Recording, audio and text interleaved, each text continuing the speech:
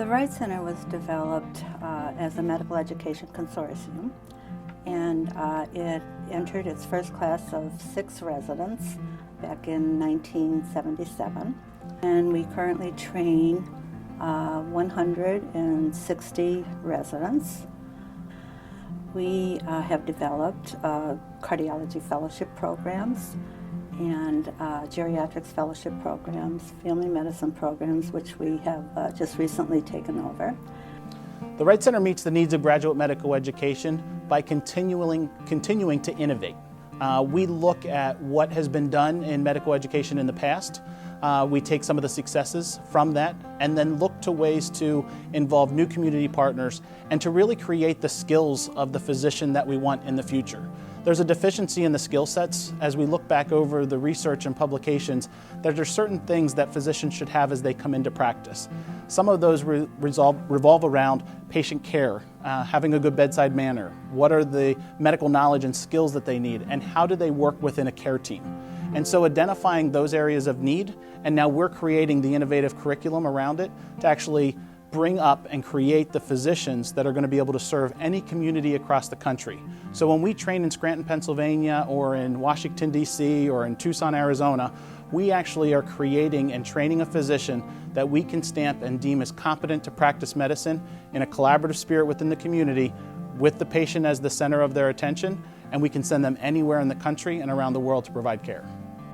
Graduate medical education, in simplest terms, is really the point in a physician's career where they need to decide what type of doctor they want to be, where they're going to specialize or subspecialize, and really what path their life is going to take. GME is definitely its own world, and I don't think you can have a full appreciation of that until you're immersed. The Wright Center is a pioneer in absolutely everything that we do. I think that every program that has been created by the Wright Center is directly in response to community needs and our ability to meet that call to action. So my role at the Wright Center is I'm the Senior Vice President for Mission Delivery, and what that means is we have a dual mission. One is patient care and one is graduate medical education, and really figuring out where are the connections between those two in order to improve the outcomes for patients.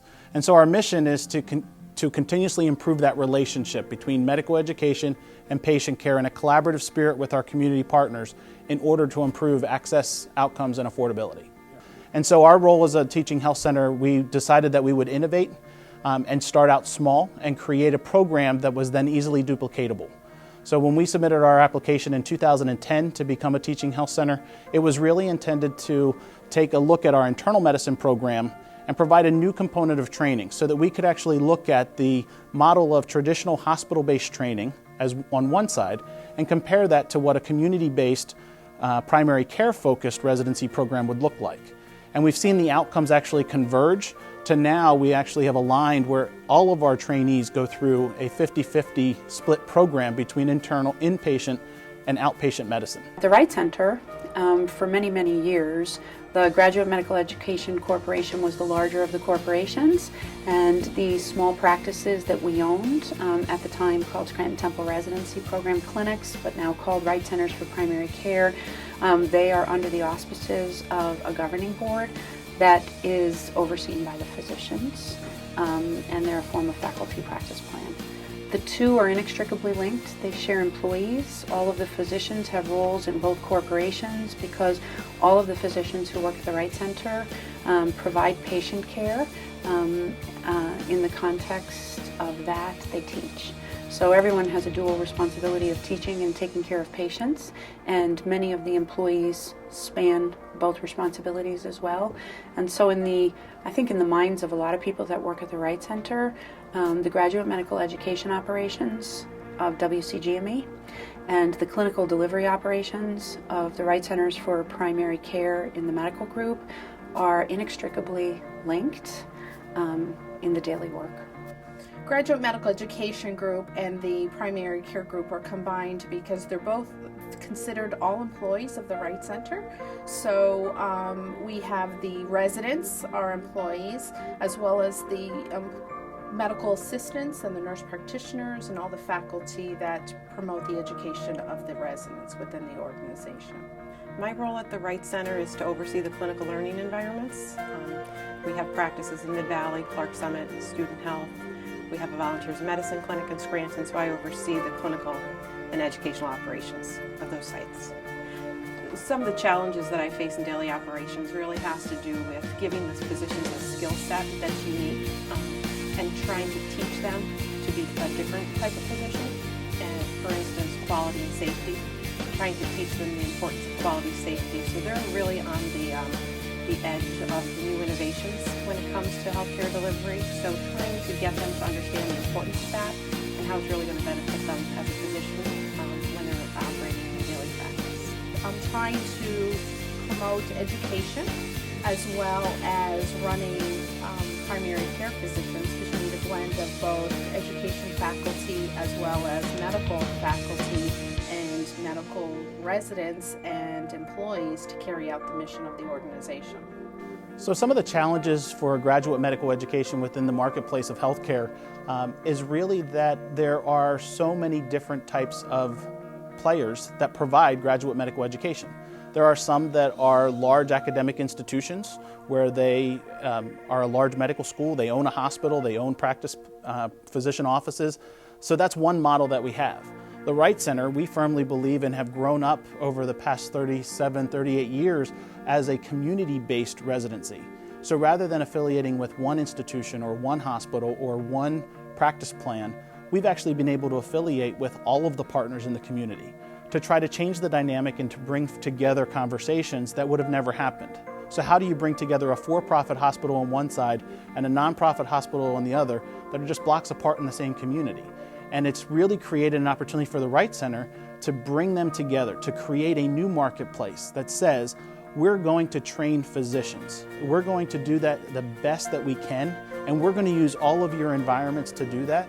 But what we're going to do is we're going to then say, who's coming out to your environment and how do we distribute the resources so that everyone's needs get met, but that we're actually creating a consortium model for the community where the outcomes are going to be better, because it's not all training in one hospital, it's training across 2 or 3 hospitals. I think the other challenges are actually financial challenges of who pays for the education of physician workforce. And I think there's been a recent testimony that was provided by the Institute of Medicine in Washington that essentially, after an analysis of the complex problem, came forth with a statement that validated use of public funding to support the training of physicians, but that the training needed to be held accountable to better meeting public need.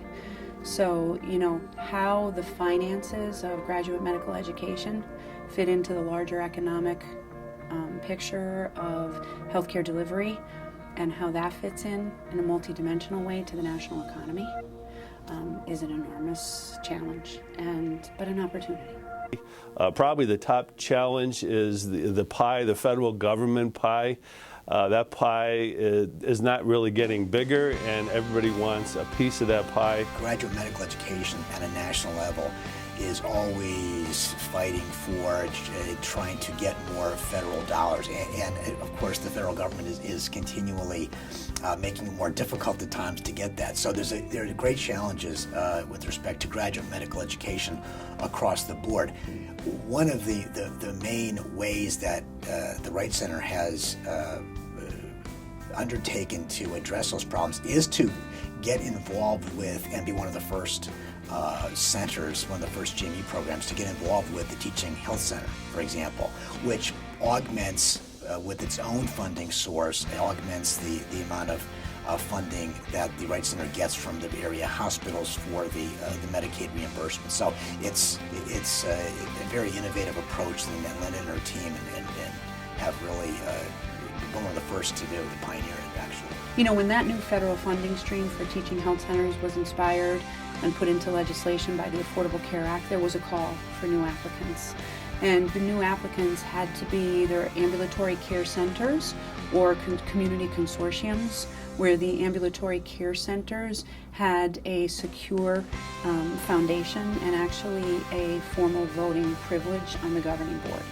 So the Wright Center met the qualifications in the federal legislature calling for teaching health centers because we were a consortium model that had community stakeholders all interested in healthcare, including our Wright Centers for Primary Care, on the governance structure.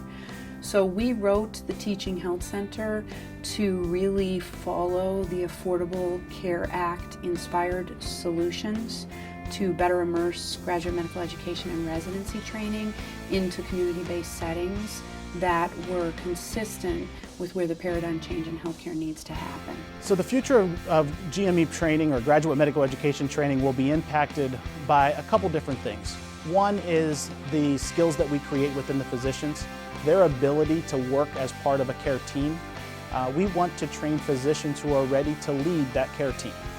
We want to make sure that they know how to interact with a nurse and understand what the roles and responsibilities of each person on that team is going to be. And how do we make sure that the medical assistant or that person who's helping the patient through the care process is part of the team and able to do as much as their license allows, so that the physicians are actually looking at the components of population health. And are we making the community, the population as a whole, healthier within that area?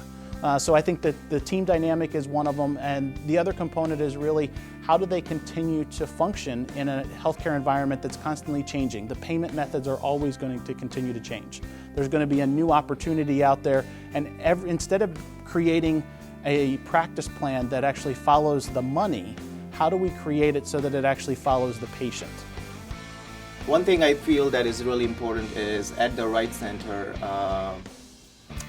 we have wonderful leadership and Dr. Linda Thomas, who has really been the key person allowing us to really provide this patient-centered care and in an innovative environment, supporting all the ideas that were really floating around, but giving them substance and actually making a meaningful difference in the way we provide care, the way we train our residents, and really the way we do business. So it has been a culture change with the new leadership. So I have found the leadership of the Wright Center, Dr. Robert Wright, who founded the program, and Dr. Linda Thomas, who is the current president and CEO of the Wright Center, to be outstanding. The vision that they have and the innovative processes that they have set in place for the Wright Center has caused much of this growth and experience for not only the residents and the fellows, but the staff and the community. The Wright Center is just a very dynamic organization. Again, we're in the forefront of things, so it is very interesting coming from my prior history in healthcare where we were kind of catching up, and now being a part of the Wright Center, we're waiting for others to catch up to us. So it's a great place to be. What I would like the community to know about the Wright Center is really the jewel that exists right here locally, and the fact that we actively participate in workforce production that will be their future physicians, and not only locally but nationally. Not only are we producing physicians for the future, but those physicians that are graduating really have a unique skill set that focus on patient care, keeping the patient at the center of that. We have replenished the physician base because out of all those graduates that we have trained, approximately 50% of them have remained in the area, and we have become practicing physicians to take care of the patients in our community. We're growing tremendously. I would say the Wright Center is an organization to keep its eye on as future employment for the region. The Wright Center, and I think as any good nonprofit is entirely geared toward how we can serve. Every leader in this organization considers themselves to be a servant leader, and everything we do is for this community.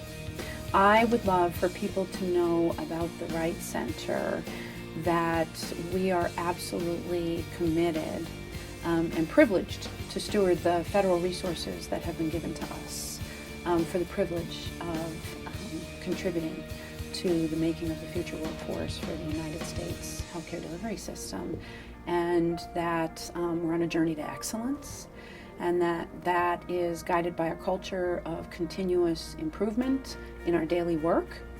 So certainly we learn lessons every day about things we could have done better, and we know that tomorrow we won't be doing things perfectly, and we won't be at that destiny of excellence, but that we come with the spirit of innovation and service and privilege.